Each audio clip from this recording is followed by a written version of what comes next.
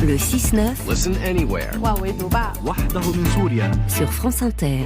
Bonjour Pierre Aski. Bonjour Simon. Attentat au Liban, attentat en Iran, l'extension du conflit est-elle inéluctable au Proche-Orient ? Il y a un moment où le mot escalade n'a plus de sens. Après bientôt 3 mois de bombardements intenses dans la bande de Gaza, les événements des derniers jours à Damas, à Beyrouth et hier dans le sud de l'Iran ont de quoi embraser tout le Moyen-Orient. Pourtant, les logiques de guerre ne sont pas aussi prévisibles et les conséquences d'un acte peuvent se ressentir des jours, des semaines ou des mois plus tard. Pour cette raison, la guerre généralisée n'est pas nécessairement en train de se déclencher. N'y voyez pas forcément une bonne nouvelle, l'aggravation est palpable, elle est significative. Mais revenons sur ce qui s'est passé et qui dramatise le climat.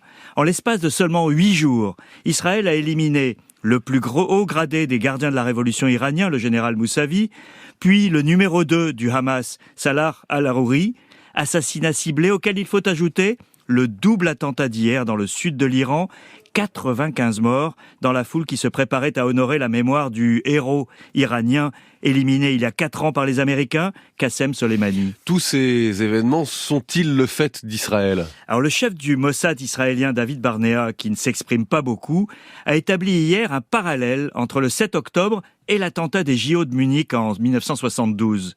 Israël, a-t-il dit, réglera ses comptes avec les auteurs, les planificateurs et les commanditaires du massacre, et il a ajouté « Ça prendra du temps, tout comme après le massacre de Munich, mais nous mettrons la main sur eux, où qu'ils soient. » Le moment choisi pour cette déclaration ne doit rien au hasard, au lendemain de l'élimination du numéro 2 du Hamas.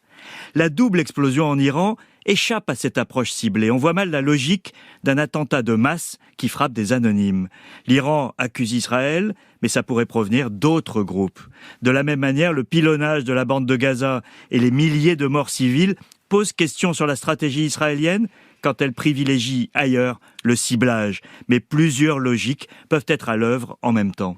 Quelles conséquences alors, Pierre, pour toutes ces actions ? Alors, il y a 2 certitudes, Simon, et 2 interrogations. D'abord, Israël n'est pas prêt à mettre fin à sa campagne militaire, même si les modalités changent, à Gaza comme dans la région. L'État hébreu est également prêt à prendre tous les risques pour venger les morts du 7 octobre, y compris une guerre régionale, au risque aussi de compliquer le sort des otages. Les interrogations portent sur les choix que feront l'Iran et le Hezbollah, défiés jusque dans leur fief.